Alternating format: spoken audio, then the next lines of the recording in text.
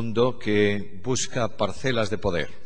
Lo que se llama globalización no es más que la expresión de una gran parcela de poder que permita situar a las naciones en un plano de superioridad en relación con otras. Pensamos que esta cuestión no tiene nada que ver con la Iglesia, que los creyentes no aspiramos eso, pero también es verdad que aunque no aspiramos a un poder político en la tierra, necesariamente necesitamos ver el poder de Dios en medio de nosotros.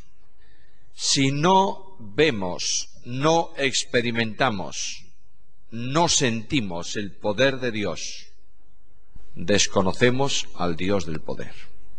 En contraste con una sociedad que no tiene poder, aunque lo busca, un preso cristiano dice: todo lo puedo en Cristo que me fortalece. La Biblia vincula el poder con el Espíritu Santo, no solo en el Nuevo, sino en el Antiguo Testamento. De manera que en Zacarías 4:6 dice que no es con ejército ni con fuerza, sino con mi Espíritu. Sin embargo, aunque la Biblia afirma que el Espíritu Santo es el Dios del poder y manifiesta el poder en la Iglesia, el Espíritu Santo sigue siendo el gran desconocido entre nosotros. Se ha estudiado al Espíritu Santo, se ha establecido su doctrina, se han investigado sus dones, se ha considerado su actividad en la Iglesia, pero sigue siendo un gran desconocido entre nosotros. Es posible que el Espíritu Santo sea muy desconocido o un gran desconocido entre nosotros por temor a que sus manifestaciones de poder, nos confundan con neopentecostales o con carismáticos. Por tanto, lo mejor es que Él no actúe en nada, no sea que seamos confundidos con alguien que no queremos que se nos identifique o que se nos confunda. Ahora, quiero afirmar esta mañana, sobre todas las cosas, queridos hermanos y hermanas, que el Espíritu Santo no es Dios para el intelecto, es Dios para la vida. Que el Espíritu Santo no está para ser formulado como una definición dogmática, está para sentirlo en nuestra vida. No es Dios de la teología, es también Dios de la experiencia. Yo, antes de entrar en el tema, quiero hacer una confesión. Dije el otro día que haría algunas confesiones, lo hago con todo cariño para mis hermanos. Yo no soy un joven que desea polémica y controversia. Llevo muchos años en el ministerio. Dedico muchas horas al estudio de la Biblia cada día. Dios me ha dado también la bendición de haber tenido los mejores maestros en Biblia que podría desear y tener para prepararme y formarme en su servicio. Soy cada vez más conservador en doctrina.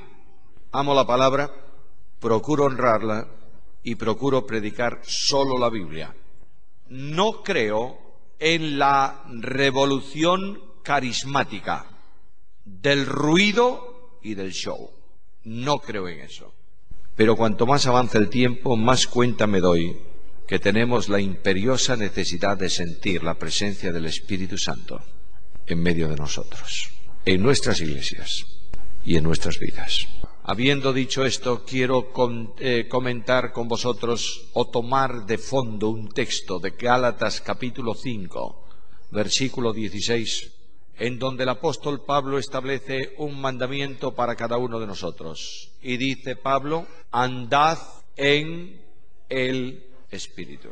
Y Pablo añade: y no satisfagáis los deseos de la carne. Aparentemente, en esta estructura gramatical de traducción, parece que hay una oración que tiene dos partes, dos cláusulas. La primera es un mandamiento: andad en el Espíritu. La segunda es una condición: y no satisfagáis los deseos de la carne. No son dos cláusulas, es una sola, aunque en nuestra traducción está separada por esa conjunción copulativa ahí. Realmente el texto dice: si andáis en el Espíritu, no satisfaréis los deseos de la carne. Son dos cosas absolutamente complementarias. O de otra manera, Cuando andáis en el Espíritu, no satisfacéis los deseos de la carne. Tres cosas quiero considerar con vosotros esta mañana. Primeramente, la doctrina. ¿Quién es el Espíritu Santo? En segundo lugar, la consecuencia. ¿Qué consecuencia trae esa doctrina en la experiencia práctica de la Iglesia y del creyente? Y finalmente, ¿cuál es mi responsabilidad frente a la enseñanza de la palabra? El Espíritu Santo es Dios. Está presente en el triple nombre de la deidad en el Nuevo Testamento. Cuando Cristo establece la gran comisión, dice: id a las naciones y haced discípulos, bautizándolos en el nombre del Padre y del Hijo y del Espíritu Santo. Es enormemente importante ese versículo y la construcción gramatical tanto en griego como en castellano. Notad que la estructura indica distinción o individualidad y conjunción. No dice el texto bíblico bautizándolos en el nombre del Padre, del Hijo y del Espíritu. Añade una conjunción entre cada una de esas partes para que entendamos que hay diferencia, aunque hay una vinculación común. Es el Padre, un nombre, es el Hijo, otro nombre de la segunda persona de la deidad, y es el Espíritu Santo, nombre de la tercera, que unidos nos dan el nombre que se utiliza para Dios en el Nuevo Testamento, que es Padre, Hijo y Espíritu Santo, en donde se asienta la realidad de la doctrina sobre la Santísima Trinidad. Cada una de las personas divinas es santísima. Dios es santísimo, Dios es verdadero. Son distintas las personas divinas, son individuales en el seno de la deidad, pero son un solo Dios verdadero. El Padre es Dios, el Hijo es Dios, el Espíritu Santo es Dios. Son también distintas las personas divinas en una misión de enviar y de ser enviados. De manera que el Padre no es enviado por nadie, el Padre envía al Hijo y el Hijo y el Padre envían al Espíritu Santo. Por tanto, el Espíritu Santo, en relación experimental, procede del Padre y del Hijo. De ahí que se le llame en algunos lugares el Espíritu de Dios, Salmo 104:30, cito Antiguo Testamento, no solo del Nuevo, y se le llama Espíritu de Cristo, Romanos capítulo 8, versículo 9. ¿Por qué? Porque procede del Padre y del Hijo, y nos es enviado en el nombre del Padre o desde el Padre, y en el nombre del Hijo o desde el Hijo. El Espíritu Santo es una persona que tiene capacidad para investigar y capacidad para revelar. Dice que las cosas secretas de Dios son manifestadas, son hechas asequibles al hombre. ¿Por quién? Por el Espíritu Santo. Además, posee atributos personales. El Espíritu Santo posee intelecto, es capaz de investigar y de revelar los misterios de Dios. El Espíritu Santo posee sensibilidad. De ahí que en Efesios capítulo 4 y versículo 30 haya un mandamiento que dice: no contristéis al Espíritu. No se puede contristar una influencia, como los testigos de Jehová afirman. No se puede contristar una fuerza, como ellos dicen. Se puede contristar una persona que tiene sensibilidad. Además, al Espíritu Santo se le atribuyen obras personales en el Nuevo Testamento. Se afirma que el Espíritu Santo oye, el Espíritu Santo escudriña, el Espíritu Santo habla, el Espíritu Santo enseña, el Espíritu Santo juzga, el Espíritu Santo convence de pecado, el Espíritu Santo ejerce voluntad, el Espíritu Santo elige y envía, el Espíritu Santo guía, el Espíritu Santo intercede, muchas cosas más. Basta esa relación. Todas esas actividades personales de la tercera persona de la deidad están atestiguadas bíblicamente con textos concretos que cualquiera puede tener. ¿Tenemos una persona divina? ¿Tenemos una persona individual? ¿Tenemos una manifestación de la deidad del Espíritu Santo? En primer lugar, tiene nombres que solo puede tener Dios. Al Espíritu se le llama Santo. Nadie en la tierra ni en el cielo es santo en la dimensión de Dios. Los ángeles proclaman a Dios mucho más por su santidad que por su omnipotencia. De ahí que los querubines digan permanentemente, ¿qué cosa? Santo, santo, santo. Además, al Espíritu Santo se le llama, dice el escritor de la carta a los Hebreos, que por el Espíritu eterno nadie más que Dios puede recibir ese calificativo. Solo Dios es eterno, por tanto el Espíritu Santo es Dios por cuanto es Espíritu eterno. Tiene además atributos divinos, perfecciones divinas. Se le llama eterno, por tanto posee eternidad, y el Espíritu Santo es omnipotente. La primera gran manifestación de su omnipotencia es su ejercicio creador. En la operación de creación, el Espíritu Santo se mueve sobre la tierra dando orden a lo que estaba desordenado y vacío. Es decir, formando un cosmos de un caos. Lo que era caos viene a ser orden, viene a ser un mundo ordenado por Dios por acción directa del Espíritu Santo. El salmista dice que el Espíritu Santo es omnipresente y dice, ¿a dónde huiré de tu Espíritu? No importa dónde esté, puede estar debajo de la tierra, puede subir a un monte, puede estar en el cielo, no importa dónde, allí está tu Espíritu. Además, el Espíritu Santo es Dios por cuanto hace obras divinas. La primera gran obra divina que puedo encontrar, no por importancia, sino por orden, es el acto de creación. Dios, el Espíritu Santo, crea. Génesis 1, capítulo 1, versículo 2, y el Espíritu Santo se movía sobre la faz de las aguas. E indudablemente cuando voy al libro de Job, el primer libro escrito de la Biblia, dice el texto bíblico que su mano creó la serpiente tortuosa, su espíritu adornaron los cielos. Por tanto, el Espíritu Santo es Dios porque es creador. El Espíritu Santo es Dios porque ejerce acciones que solo Dios puede hacer en el campo de la contención. Dice el libro de Génesis, en el capítulo 6, versículo 3, no contenderá mi espíritu para siempre con ellos. De manera que el Espíritu Santo estaba ejerciendo una acción de contención del pecado en aquel tiempo para manifestar un tiempo de gracia a los hombres de aquella dispensación a fin de que volviesen a Dios. Y Dios dice, se acabó esta acción. De manera que retirada la acción del Espíritu Santo, el pecado, dice Génesis, subió hasta la presencia de Dios en una expresión de manifestación de dimensión tremenda, y Dios tiene necesariamente por su justicia que intervenir enviando el diluvio. En el tiempo presente, el Espíritu Santo está haciendo la misma labor de contención. Satanás quiere colocar un hombre sobre el trono de Dios, y Pablo dice que no lo puede hacer porque hay alguien que impide. Este es el Espíritu Santo. Y dice Pablo que llegará un momento en que el Espíritu Santo sea retirado de en medio. Ahora un paréntesis aquí.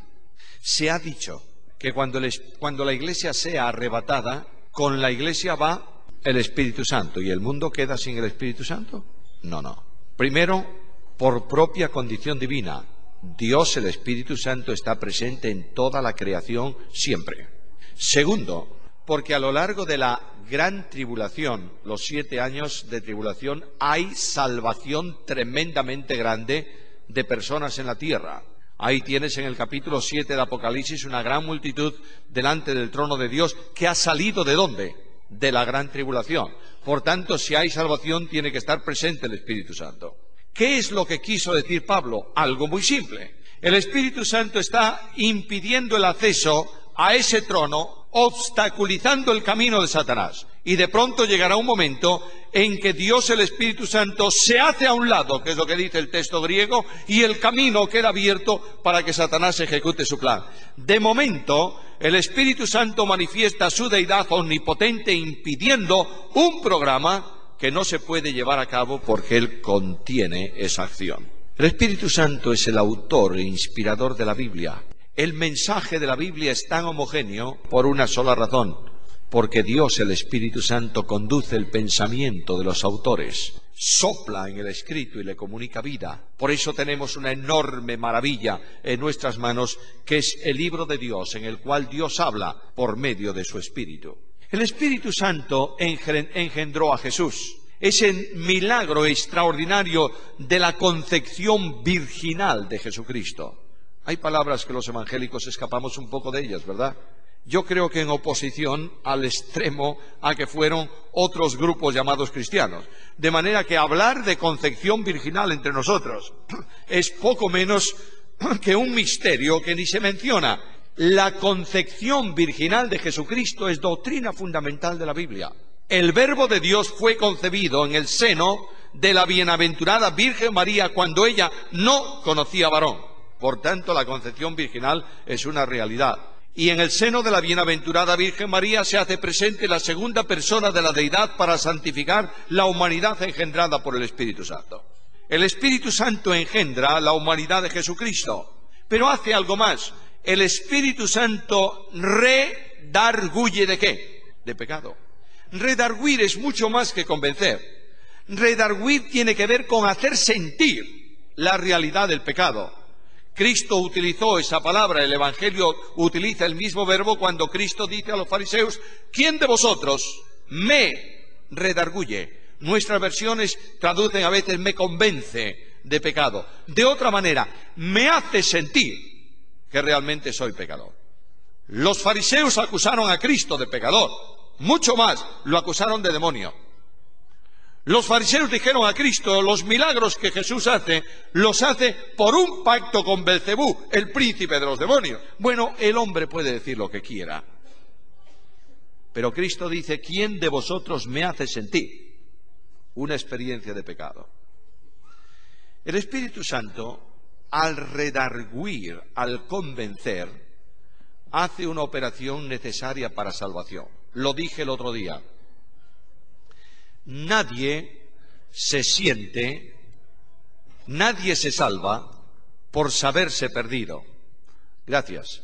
Se salva por sentirse perdido. ¿Entendéis la diferencia o no? Por ejemplo, yo estoy en una piscina nadando, sé nadar. ¿Sé que puedo ahogarme en la piscina? Claro, lo sé. Sé que puedo ahogarme naturalmente, pero no clamo por ayuda mientras yo pueda nadar. ¿Es así? Pero cuando tengo un calambre en la piscina y se me paralizan los brazos y las piernas, cosa extraña, tanto calambre no es normal, pero lo tengo así, no solamente sé que puedo ahogarme, siento que me ahogo. ¿Y qué hago? Es ahí cuando clamo por ayuda. Así el pecador.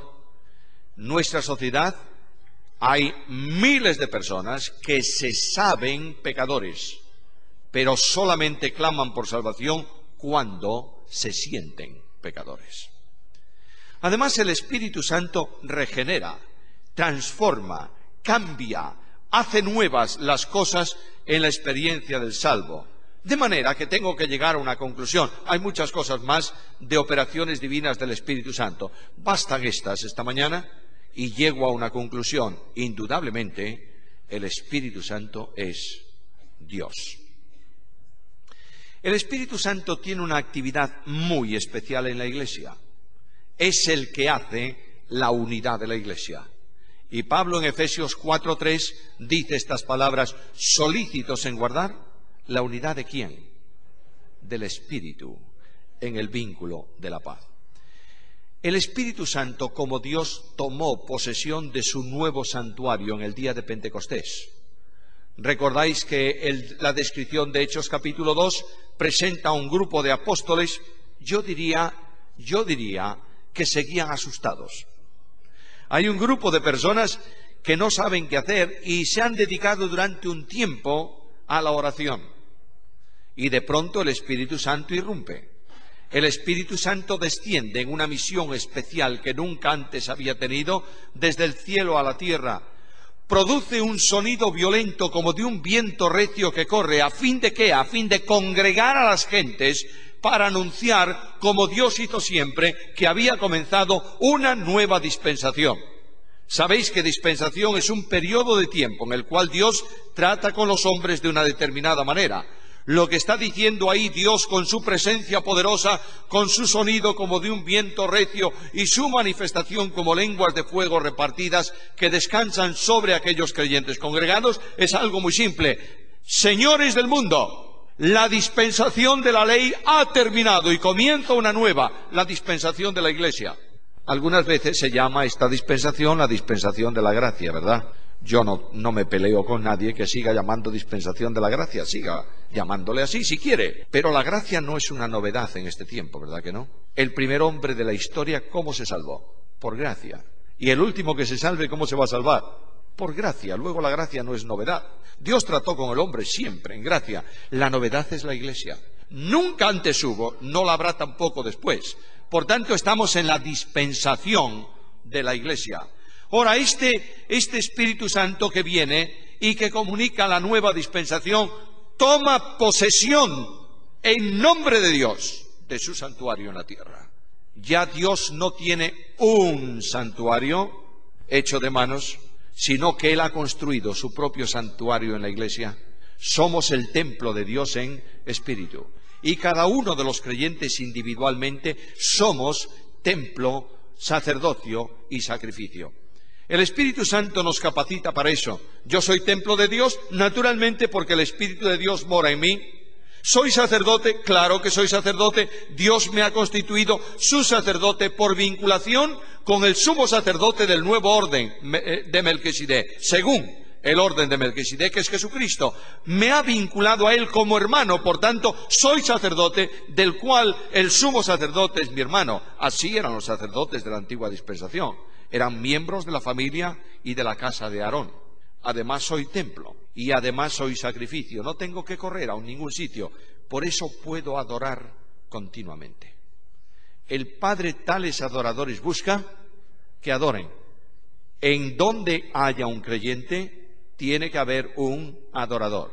La adoración, lo mismo que la alabanza, lo sabéis bien todos vosotros, no son actividades. Son actitudes. Una actividad termina en un periodo de tiempo. Yo a veces cuando oigo, vamos a alabar. ¿Y qué consiste alabar? Consiste en cantar. Un rato. Está bien, es verdad. Es alabanza. Pero eso es toda la alabanza. Cristo dijo que los hombres vean vuestras buenas obras y glorifiquen, alaben a vuestro Padre que está en los cielos. El Espíritu Santo toma posesión de la Iglesia como vicario de Cristo y hace en la Iglesia las funciones de conducción y de gobierno. La Iglesia no es nuestra, la Iglesia es de Cristo.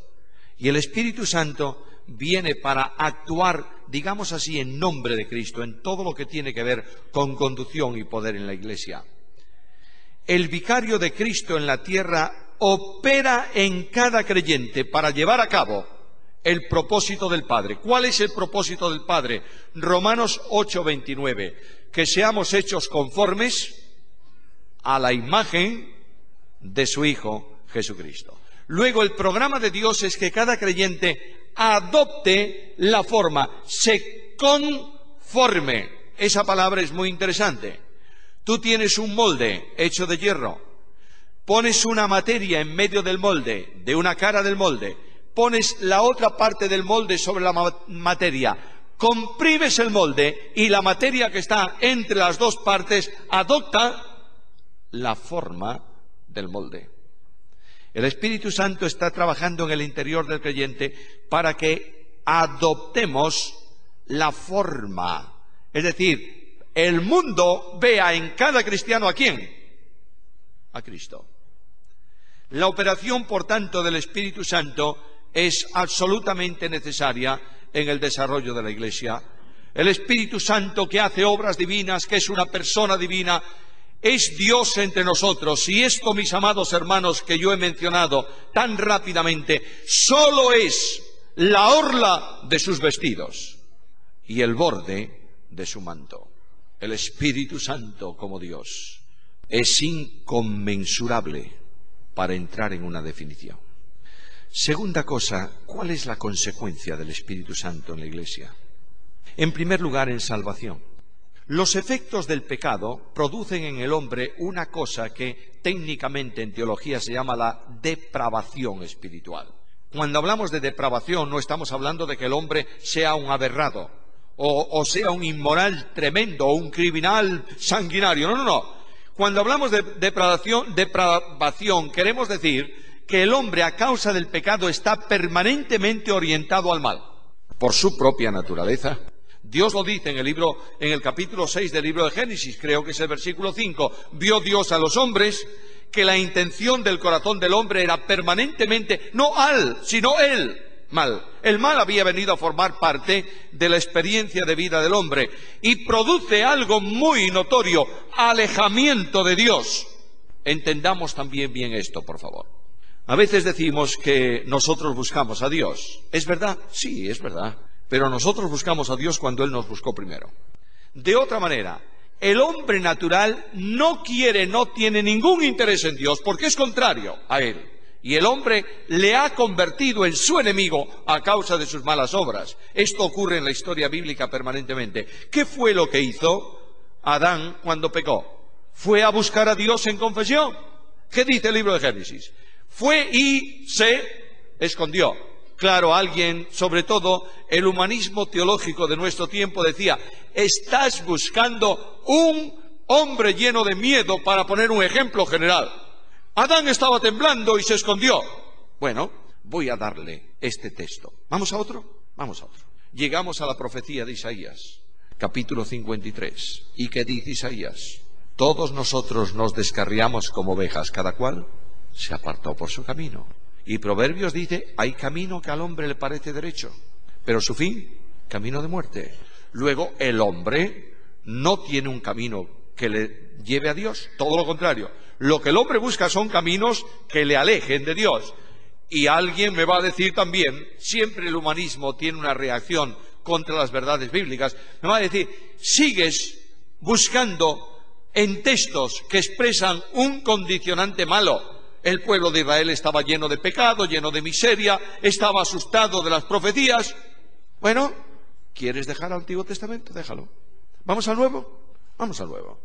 ¿Qué dice Pablo en Romanos capítulo 3, versículos 10 y 11? No hay justo, ni aun uno, no hay quien entienda. ¿Qué más? No hay quien busque a Dios. Y como Dios no es buscado por el hombre, es Dios quien viene a la búsqueda del hombre, porque el Hijo del Hombre, Lucas 19:10, vino para buscar y salvar, ¿qué cosa? Lo que se había perdido. Oh, mis amigos, el Dios de la gracia busca al pecador. Hay un himno que cantamos en España. Hace tiempo que no cantamos ese himno, pero a veces los himnos son así, se cantan todos los domingos una vez y después los guardamos en el armario y los usamos después de 3 años. Hay un hermosísimo himno en España que dice: yo te busqué, Señor, mas descubrí que tú impulsabas mi alma en ese afán, que no era yo quien te buscaba a ti, tú me encontraste a mí. Y dice otra de sus estrofas: te amé, Señor, mi amor te di, mas solo fue en respuesta a tanto amor, pues desde antiguo mi alma estaba en ti, siempre me amaste así. Es Dios el que toma la iniciativa. El hombre además tiene otra incapacidad intelectual y espiritual. La incapacidad humana es que no comprende el mensaje de la cruz. ¿Lo dice Pablo o no lo dice? El mensaje de la cruz, ¿qué es? Locura. No quiere decir, Pablo, que el hombre no entienda el contenido del mensaje. Si es así, es facilísimo. Cristo muere por ti, tú eres pecador, Él es el único Salvador. ¿Lo entiendes? Sí, lo entiendo. ¿Lo aceptas? No. ¿Por qué? Porque es locura. No cabe en la cabeza del hombre, de manera que no cabe en la cabeza de los romanos. ¿Por qué? El romano decía: yo soy libre. ¿Cómo un esclavo de Galilea, de Palestina, un judío puede hacerme libre a mí? ¡Locura! Locura. ¿Y el griego qué? Hombre, tenemos miles de dioses. ¿Cómo es posible que el único Dios que dicen que es verdadero, que tiene solamente un hijo suyo, venga a morir por los hombres y los dioses vienen a beneficiarse de los hombres?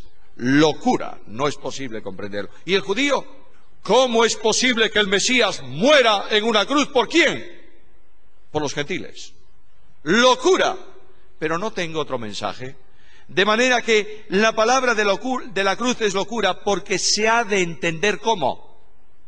Espiritualmente. Y además de esto, a la locura de la lógica del hombre, de la sabiduría del hombre, se une otro problema muy serio: la ceguera espiritual del pecador.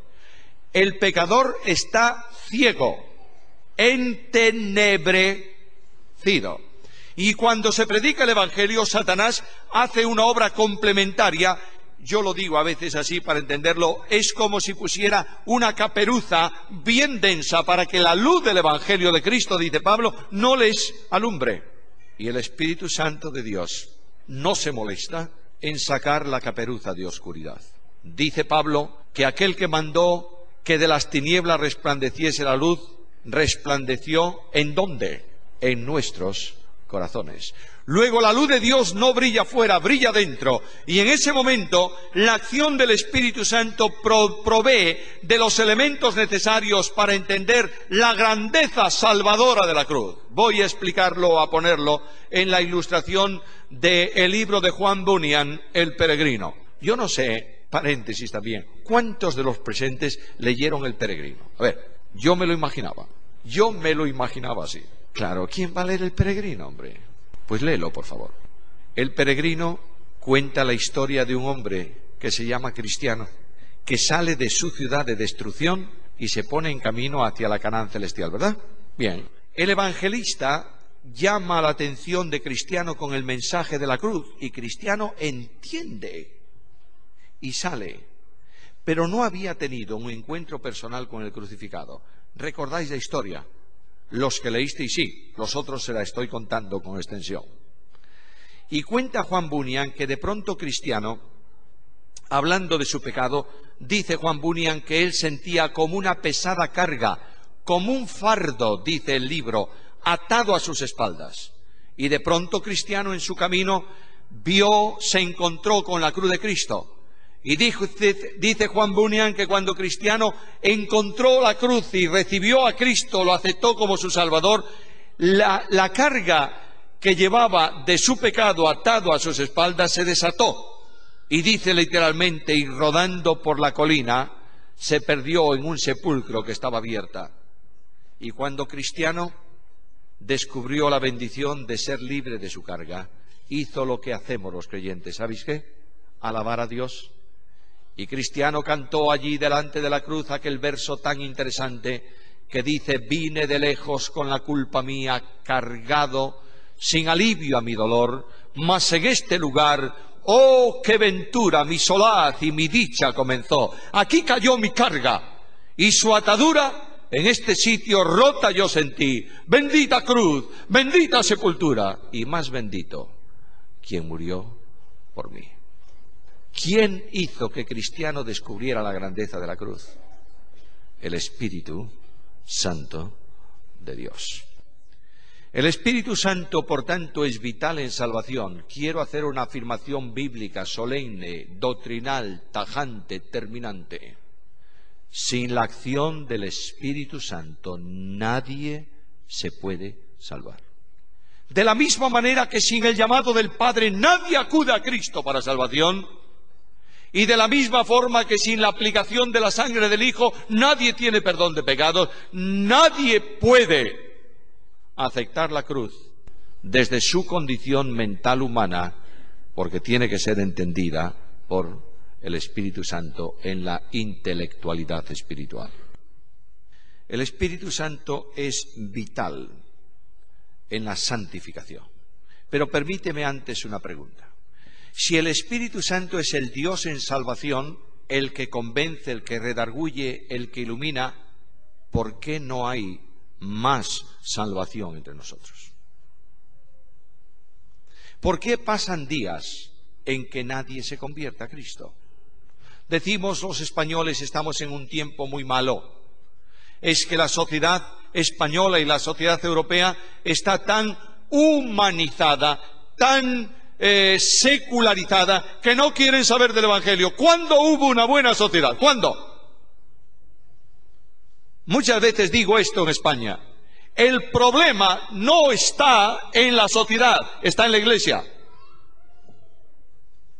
Y en la medida en que el Espíritu Santo no camine, no ande, no obre, no se deje en libertad en la Iglesia, no va a haber salvación. ¿Lo entendemos o no lo entendemos? Porque solo Él redarguye, convence de pecado. Quiero decirte, mi amado hermano, cuando el Espíritu Santo toma a un pecador y lo sacude, cree en Cristo. Cuando el predicador hace muchos esfuerzos, nadie se convierte de verdad. En nuestro mundo evangélico hay muchos convencidos, pero no hay muchos convertidos, Porque solamente el poder del Espíritu hace posible la conversión. Y cuando ya ha sido convertido, el Espíritu Santo opera para la santificación. 1 Corintios, capítulo 6, versículo 11. Y esto erais algunos, mas ya habéis sido lavados, ya habéis sido santificados, ya habéis sido justificados en el nombre del Señor Jesús y por el Espíritu de nuestro Dios. Luego no hay santificación posible sin la acción poderosa del Espíritu Santo. ¿Por qué? Primeramente, porque solamente los santos son el pueblo separado por Dios. Yo leo el texto bíblico, primera carta de Pedro, capítulo 2, versículo 9. Mas vosotros sois linaje escogido, real sacerdocio, nación santa, pueblo adquirido por Dios para que anunciéis las de aquel que nos llamó de las tinieblas a su luz admirable. ¿Qué es lo que tiene que anunciar? Mirad el texto, por favor. No dice para que habléis de virtudes, sino para que anunciéis, para que las pongáis visibles. Virtudes aquí tiene que ver con la acción poderosa de Dios que cambia la vida de una persona. No tenemos mensaje del Evangelio si no tenemos un pueblo cambiado por el poder de Dios que respalda el mensaje del Evangelio. No podemos hablar de amor cuando hay odio, ni podemos hablar de unidad cuando hay separación. Necesitamos un pueblo que, puesto en pie, diga al mundo: mírame, yo soy una persona diferente porque Dios cambió mi vida. Necesitamos estudiantes en la universidad que se distingan del resto porque su estilo de vida es contrario al pensamiento general. Necesitamos personas en las empresas que, rindiendo en su trabajo, manifiesten que son distintos al mundo que busca la ley del mínimo esfuerzo, apropiarse de lo que no es suyo. Necesitamos maridos en un mundo en tinieblas como el nuestro, que aman tan entrañablemente a su esposa, que son ejemplo en la comunidad donde viven. Necesitamos mujeres que son comprensibles a sus maridos. Necesitamos padres que dedican tiempo a sus hijos. Necesitamos una sociedad cambiada por el poder de Dios, en el poder del Espíritu. Si no, no tenemos mensaje del Evangelio que predicar. No es posible hablar de una cosa y vivir otra diferente. ¿Por qué? Porque somos hechura suya, creados, fijaros, no reformados, creados en Cristo Jesús para buenas obras. ¿Qué más? Las cuales Dios preparó de antemano para que las hiciésemos. ¿Dije bien el texto? Para que anduviésemos en ellas. A veces los cristianos pensamos que ese versículo se entiende así: Dios hizo un tremendo almacén de obras, me dio una llave y hoy me siento muy espiritual, de modo que voy a hacer 5 buenas obras. Abro la puerta, agarro 3 buenas obras y ya está. Y mañana estoy menos espiritual, 2 me llegan, y un día que estoy navegando en las nubes por encima de toda posibilidad, hago 20 cosas buenas. No es eso. Dios dice para que anduviésemos esto. El único que es bueno, ¿quién es? Cristo. ¿Quién es el único que hizo obras buenas? Cristo. Luego, cuando yo vivo a Cristo, no hago solo obras buenas, ando. Mi estilo de vida es ¿qué? Hacer las buenas obras que Dios determinó anticipadamente para que yo las haga. Esta acción demanda poder. ¿Por qué? Porque Dios es el que en vosotros produce el querer y el hacer por su buena voluntad. Mirad, nuestra vida cristiana está llena de buenas promesas, pero de práctica nula. Estamos un día en una reunión, nos emocionamos un poco y decimos al Señor: Señor, desde mañana soy un hombre distinto. Y mañana soy igual que el día anterior, y pasado mañana peor. Basta de promesas. No prometas si no puedes cumplir. ¿Y cómo puedo cumplir? Solamente permite que el Espíritu Santo de Dios cambie tu vida y te conduzca en poder. En cuanto a salvación, el Espíritu Santo es necesario. En cuanto a santificación, el Espíritu Santo es necesario. En cuanto a testimonio, a veces nosotros decimos, la Iglesia tiene que dar testimonio. ¿Y en qué consiste el testimonio? Bueno, en predicar el Evangelio. ¿Y cómo predicamos el Evangelio? Salimos a la calle y predicamos el Evangelio. ¿Es bueno eso? Buenísimo. Podemos hacer una gran campaña. Vamos a organizar una campaña evangelística en un estadio y vamos a predicar y llevar 20.000 personas al estadio. ¿Es bueno? Buenísimo.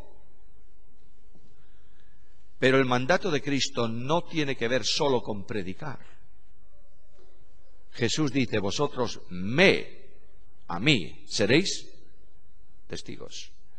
Quiere decir que no solamente con palabras, sino específicamente con vida.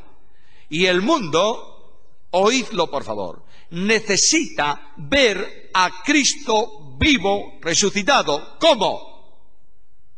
En la conducta moral de los cristianos. Por eso el Espíritu Santo está empeñado en algo admirable. El fruto del Espíritu, ¿qué es? Amor, gozo, paz. El mundo necesita ver al Cristo que ama, ¿en qué? En la expresión de vida de cada uno de los creyentes. Y cuando queremos saber cómo es ese tipo de amor, no hace falta más que ir a primera carta a los Corintios, capítulo 13. El amor es benigno, el amor no guarda rencor, el amor se entrega. Ese es Cristo y ese es el amor que el mundo necesita ver. ¿En quién, por favor? ¿En quién? En los cristianos como individuos. ¿Y en quién más? Y en la Iglesia como conjunto. Y además dice que el fruto del Espíritu es gozo. ¿Qué es gozo? Bueno, gozo es cantar el corito, cantando en el camino al cielo, de gozo lleno el corazón. Momento. El gozo no tiene que ver con manifestaciones externas, aunque las contiene. El gozo está en el corazón. Ahí tienes a un Pablo y a un Silas, que habiendo recibido una tremenda paliza y puestos en la cárcel de más adentro, pies en el cepo, el gozo le hacía ¿qué? Cantar himnos a Dios. Hermanos míos, mis amadísimos hermanos, ¿es modelo de gozo la Iglesia cristiana hoy? Los que entran a nuestros medios por primera vez, ¿sienten fluir el gozo en la congregación? ¿No es verdad que en lugar de gozo hay mucha tristeza y mucha angustia vital entre los creyentes? El Espíritu Santo produce paz. ¿Qué paz? ¿Cuál es la paz? Quiero hacer una advertencia seria en este sentido, no en cuanto a la paz, sino en cuanto a lo que el Espíritu produce. El Espíritu reproduce a Jesús en mi vida, No me da un amor nuevo, me da el amor de Cristo. No me da un gozo nuevo, me da el gozo de Cristo, porque Cristo dijo, estas palabras os he hablado, ¿para qué? Para que mi gozo esté en vosotros. ¿Y cuál es la paz que el Espíritu reproduce? La paz de Cristo. Cristo dijo, la paz os dejo. ¿Y qué dijo más? La mía, os doy. ¿Cómo puedo yo vivir la paz de Cristo, que es propiedad de Él, posesión de Él, experiencia de Él? ¿Cómo? Cuando vivo a Cristo. Entonces vivo su paz y el Espíritu Santo me da la paz de Cristo. ¿Para qué? ¿Sabes para qué? Para que yo pueda ser un pacificador. El creyente que no es pacificador no es creyente, porque ser pacificador es buscar la paz y seguirla. La discordia, la tensión, la guerra es propia del mundo y de la carne. Solo Cristo es el príncipe de paz, ¿verdad? Y el Espíritu Santo reproduce en el creyente la paciencia de Cristo, la capacidad de esperar en Dios, la capacidad de remitir la carga a Dios. Yo quiero tener una palabra de aliento, mi hermano y mi hermana, para ti.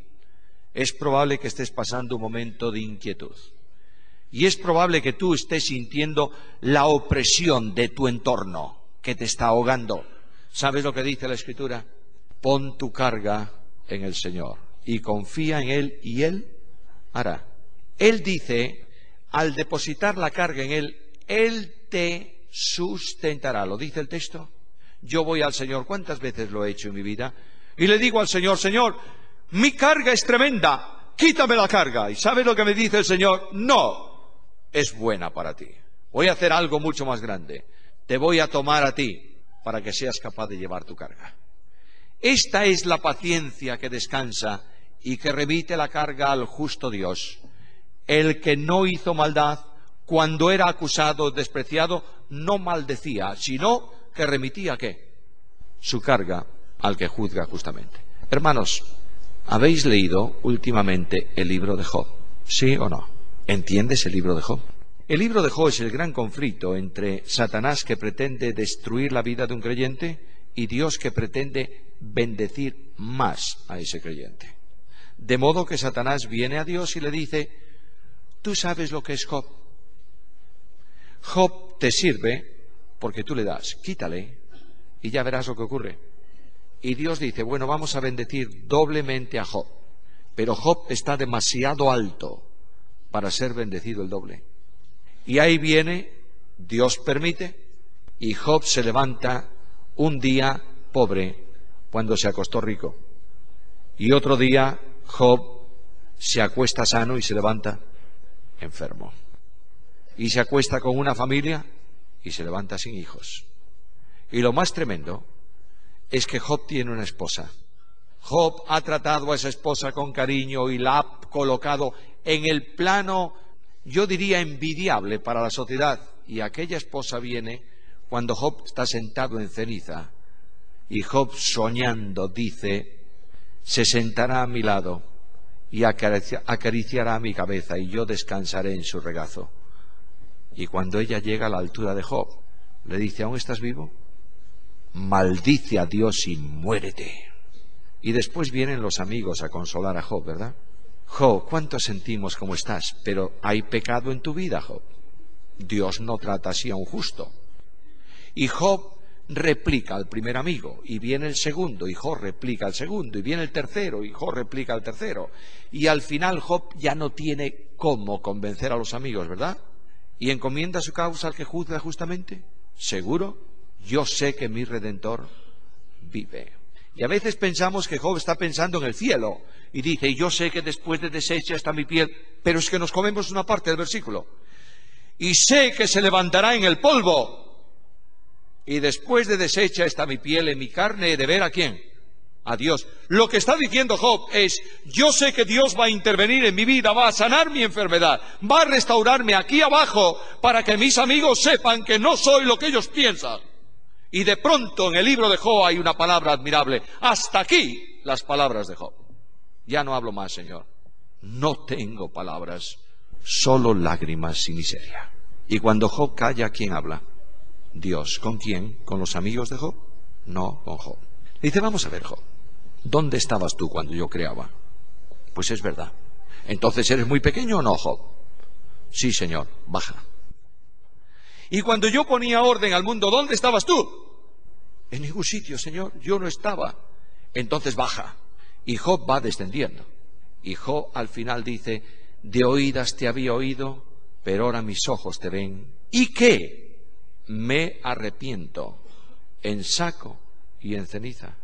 No soy nada, Señor. Por tanto, como tú no eres nada, yo te bendigo el doble. ¿Entiendes esto? Dios está conduciendo a su pueblo a una experiencia de humildad para ser bendecidos. Hermanos míos, mis queridísimos hermanos, estamos demasiado altos y tenemos que bajar. ¿No decimos muchas veces que nuestras iglesias tienen la mejor doctrina del mundo? ¿Sí o no? ¿No señalamos con un dedo a otros grupos denominacionales y decimos: estos están extraviados? ¿Sí o no? Dios está diciendo a su pueblo: baja, baja, si quieres ser bendecido. Y el Espíritu Santo da benignidad, entrega sin resistencia. Y el Espíritu Santo produce bondad, la combinación perfecta entre la justicia y el amor. Y el Espíritu Santo produce fidelidad, fe, perseverancia. Y el Espíritu Santo produce mansedumbre, rendición incondicional a Dios. Y el Espíritu Santo produce templanza, dominio propio. Aquella persona que aunque le golpeen, no responde un golpe. Esto es lo que el Espíritu Santo hace en la vida del creyente. ¿Sabes lo que hace el Espíritu Santo? Convierte al creyente en un mensaje viviente de Jesús, que todos pueden leer. ¿Sabes qué es eso? A veces hablamos de las señales de poder de Dios en el tiempo presente, ¿verdad? Y decimos que Dios puede sanar. ¿Tú crees que puede sanar Dios o no? Sí, amén. Él puede, lo hace. A veces hablamos de la poderosa acción de Dios en redarguir los... Es verdad, pero quiero decirte que la señal más poderosa del tiempo presente son hombres y mujeres cambiados por el poder del Espíritu Santo de Dios. Esa es la señal más poderosa que Dios puede exhibir en nuestra sociedad en el tiempo presente. Cuando Agustín de Hipona daba una clase sobre Jesucristo, él dijo algo que asombró a los alumnos. Dijo: yo creo en los milagros de Jesús, en los grandes y en los pequeños. Y un alumno le preguntó: ¿cuáles son los grandes y cuáles los pequeños? Y Agustín le dijo: mira, un milagro pequeño es la multiplicación de los panes y los peces. Y otro milagro pequeño es la calma del temporal. Y otro milagro pequeño, la resurrección de Lázaro. Y le dijo: ¿y entonces cuáles son los grandes? Y dijo: el milagro más grande soy yo. Dios buscó a un degenerado y lo hizo su hijo para su gloria. Este es el milagro de Dios. Dejémonos de hablar de milagros espectaculares y vengamos a la sencillez de vidas transformadas por el poder de Dios.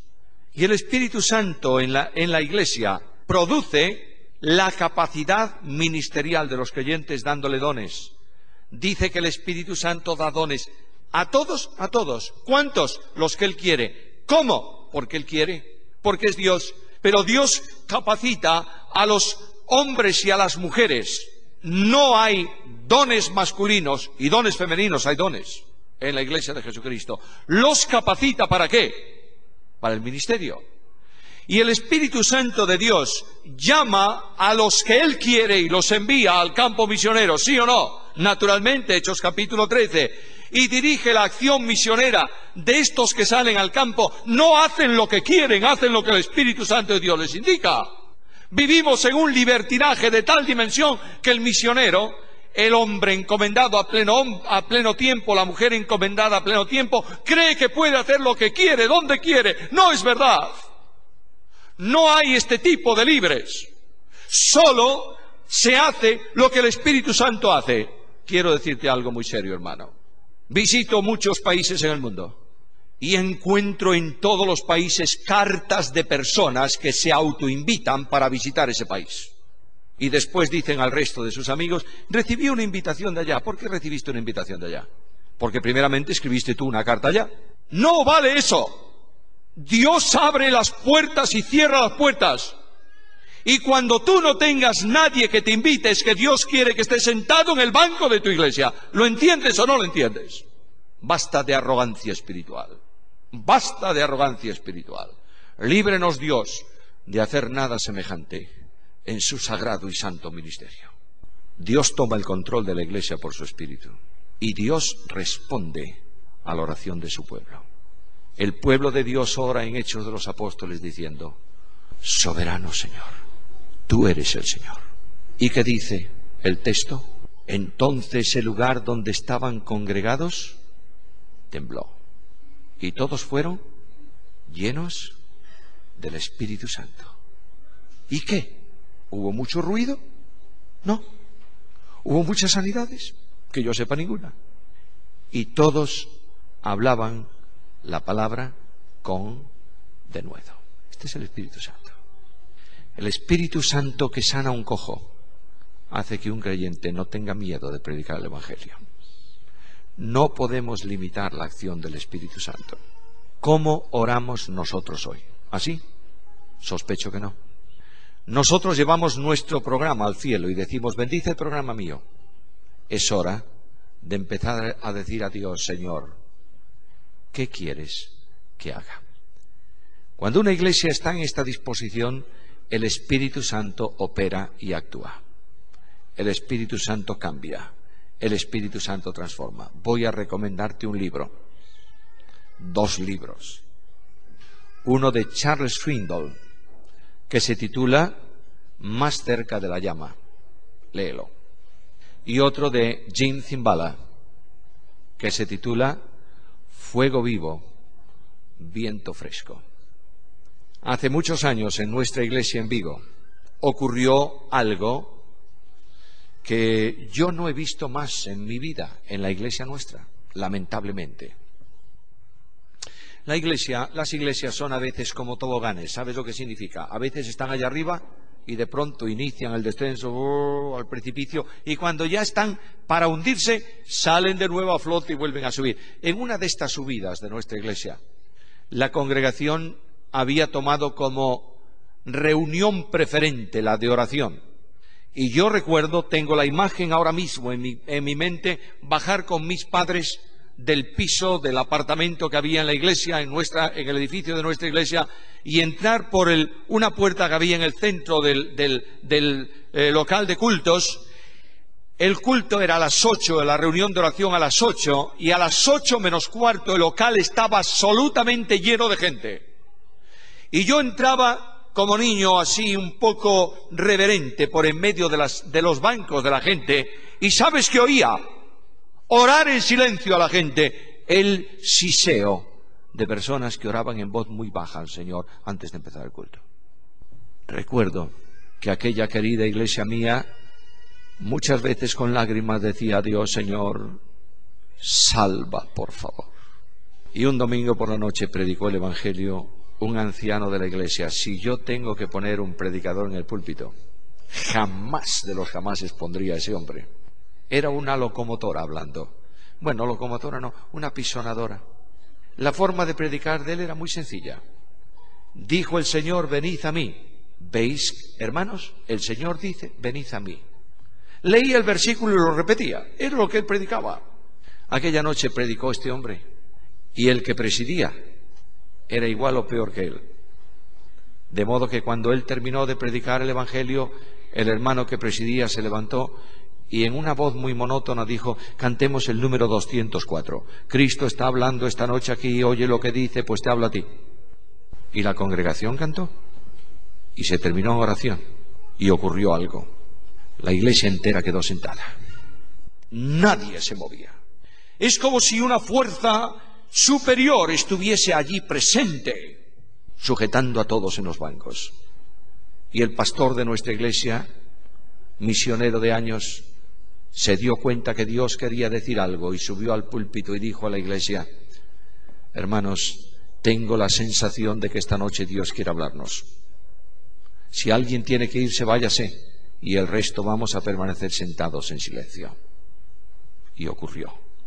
Un joven se levantó allí adelante y sin invitación ninguna dijo: yo quiero ser salvo. Y luego otro, y luego una persona mayor, y luego otra persona. 16 personas aquella noche, sin ninguna invitación, tocados por el Espíritu Santo, se levantaron y dijeron: sálvame, Señor, sálvame. Era el Espíritu Santo de Dios actuando en la iglesia. No lo he visto más. Creo que tenemos una cuenta pendiente con Dios en nuestra iglesia y hay que resolver. El Espíritu Santo en la iglesia actúa en restauración. ¿Sabéis cómo? Trayendo al pródigo de la provincia apartada.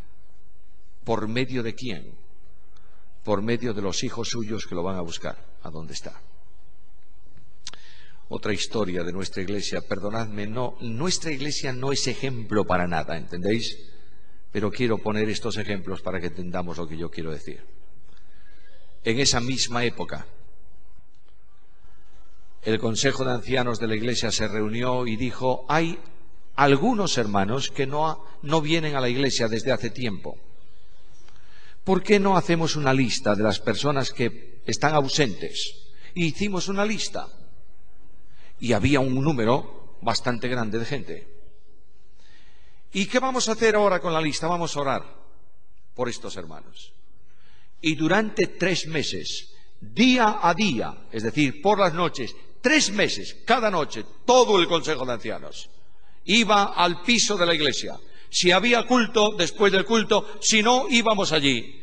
Y nos poníamos de rodillas, literalmente, cada uno de nosotros. Yo he visto hombres viejos en años doblar su chaqueta porque le dolían las rodillas. Y un nombre, y otro nombre, y otro nombre. Y he visto a muchos de mis amados hermanos que están en la presencia de Dios llorar y decir: Señor, Señor, restaura, Señor. Y cuando ya llevábamos 3 meses orando, Uno de los ancianos dijo: es hora de comenzar a actuar. ¿Cómo? Vamos a buscar al primero de la lista. Ese hombre era un hombre que había sido líder de juventud en nuestra iglesia, un buen predicador, y había caído en un pecado grave y había sido puesto fuera de comunión con razón. La iglesia conocía el pecado y se había echado a la calle por su pecado, y nunca nadie había hecho ningún intento de restaurarlo a Cristo. De modo que aquel día, en la Semana Santa, tradicionalmente teníamos reuniones especiales en nuestra iglesia. El lunes de esa semana, 2 de los ancianos de la iglesia que lo conocían llamaban en la puerta de su casa, y ellos dan testimonio de esto. Dice que cuando este hombre abrió la puerta se quedó como viendo visiones. ¿Qué hacen 2 ancianos de la iglesia en mi casa? Y aquellos hombres le dijeron: mira, querido, queremos decirte 2 cosas. Primero, llevamos 3 meses orando por ti. Segundo, queremos pedirte que vuelvas a Cristo. ¿Y cómo? Que vengas a la iglesia. ¿Cuándo? Mañana, si puedes. ¿Mañana? ¿Y qué va a decir la gente de la iglesia de mí? No te importe. Si tú vienes mañana, nosotros te estaremos esperando en la puerta. Te sientas con nosotros y comienzas el camino de regreso a Jesús. Y aquel día un hombre entraba en nuestra iglesia después de 20 años de ausencia. Y vino el martes, y el miércoles, y el jueves, y el viernes, y siempre. Y un día por la mañana siento una tremenda emoción de esto. Un día por la mañana, en el partimiento del pan, este hermano se levanta y camina el pasillo de la iglesia y viene adelante a la mesa del Señor y dice: Dios me ha perdonado mi pecado. ¿Podéis perdonarme vosotros? Y el consejo en pleno, como impulsado por un resorte, fuimos a él y lo abrazamos y dijimos a la iglesia: ¿quién puede impedir que este hombre participe esta mañana de la comunión? 2 meses después subía temblando al púlpito de la iglesia y en una reunión de jóvenes decía: quiero leeros un pasaje, y abrió el pasaje de la oveja perdida y dijo a los jóvenes: yo fui una oveja perdida y extraviada. Dios envió a los pastores de su iglesia para buscarme y estoy aquí. 3 meses después moría de cáncer, restaurado en el gozo de Dios. Mis hermanos, ¿qué voy a deciros yo? Necesitamos que el Espíritu Santo traiga a Cristo a los que están lejos de Cristo. Necesitamos que el Espíritu Santo de Dios toque el corazón tuyo para que en lugar de pelearte con tus hermanos, busques a los que están perdidos allí afuera y los traigas al rebaño del buen pastor. Solo cuando el Espíritu Santo toque el alma tuya y te lleve a Cristo y te señale el amor del Señor y lo haga vida en tu vida, solo así podrás hacerlo, ¿entiendes? Necesitamos la presencia del Espíritu Santo en la iglesia de Cristo. Necesitamos la presencia del Consolador, del Alentador, del que tiene el poder. En su gloriosa manifestación es una necesidad. Necesitamos el Espíritu Santo para adoración. La adoración es entrega al Señor en sacrificio vivo, ¿verdad? Solo cuando el Espíritu Santo te toma y te lleva frente a la cruz, es cuando tú dices: ¿y qué podré yo darte a ti a cambio de tan grande don? Todo es pobre, todo es ruin, toma, oh Dios, mi corazón. Y en ese momento adoramos al Señor. ¿Cuál es la responsabilidad, hermanos? Escuchad el mandamiento y termino. Andad en el Espíritu. ¿Qué es eso? Algo muy sencillo. Deja que el Espíritu Santo te tome y te conduzca y te lleve por sendas de justicia, por amor de su nombre. Necesitamos la experiencia de la plenitud del Espíritu. Y vuelvo a insistir, no en las manifestaciones ruidosas, no en el caer al suelo, no en el correr por encima de los bancos, no en el empastar de muelas. Dios no empastaría nunca una muela, ¿eh? Dios pone una muela nueva, no la empasta, si quiere hacer un milagro. No en cosas de estas, pero necesitamos que el fluir del Espíritu se manifieste realmente en nuestra vida y que sintamos su presencia en la congregación. Para poder tener la plenitud del Espíritu necesitamos hacer tres cosas. Primero, no contristéis al Espíritu. ¿Cuándo se contrista el Espíritu? Cuando hay pecado oculto en tu vida sin confesar. Segundo, no apaguéis el Espíritu. ¿Cuándo se apaga el Espíritu? Cuando Él tiene un camino para mí y yo llevo otro distinto al suyo. Tercero, andad en el Espíritu. Déjate conducir por Él. Hermanos, la vida de poder y de victoria solo es posible en el poder del Espíritu. Pero las fuerzas de Dios solo serán eficaces cuando tú no tengas ningunas. Hace algún tiempo tuve la ocasión de ver en España un espectáculo muy bello. Ahí a una explanada grande de hierba entró un tráiler y dentro venía un globo aerostático deshinchado. Lo sacaron del tráiler, lo pusieron en el suelo y un grupo grande de gente comenzó a estirar ese globo, de manera que al cabo de un rato, después de un buen tiempo de trabajo, sobre la hierba del campo estaba el globo, pero el globo aplastado, chato en el suelo. Hombres experimentados pusieron anclajes, cuerdas a la barquilla del globo y anclaron la barquilla en el suelo.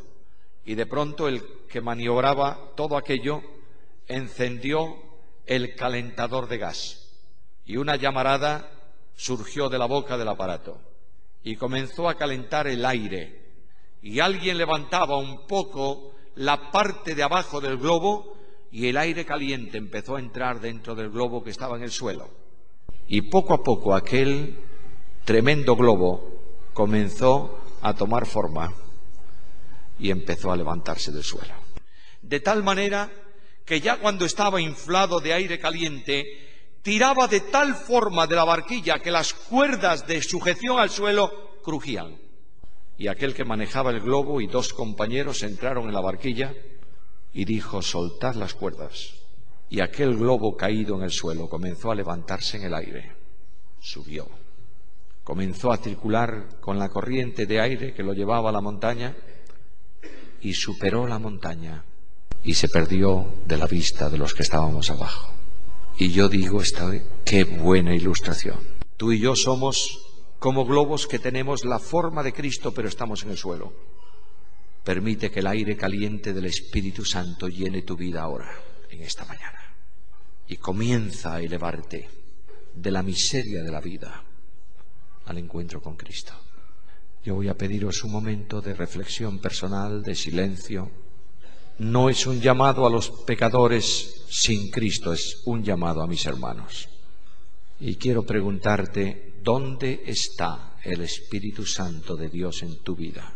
¿Dónde está? ¿Lo tienes en tu mente o lo sientes esta mañana en tu corazón?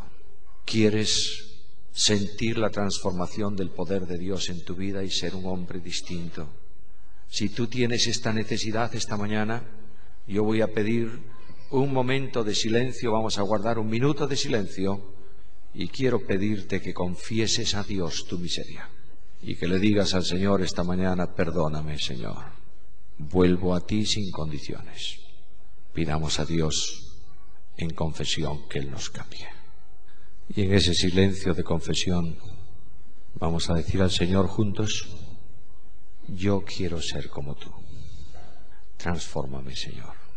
Que yo pueda ser un instrumento para tu gloria. Cambia mi vida, cambia mi iglesia, que pongo en tus manos en esta mañana. Señor, necesito de ti. Y el Dios de gracia añada su bendición sobre cada uno. Y permita el Señor que hoy sea el comienzo de un gran avivamiento espiritual en Deán Funes y en Córdoba y en los lugares de donde hay creyentes reunidos aquí y en Argentina, para gloria de Dios y bendición de su pueblo. Oh, yo pido al Dios de gracia que su Espíritu toque nuestros corazones en esta mañana, para su gloria, por Cristo Jesús.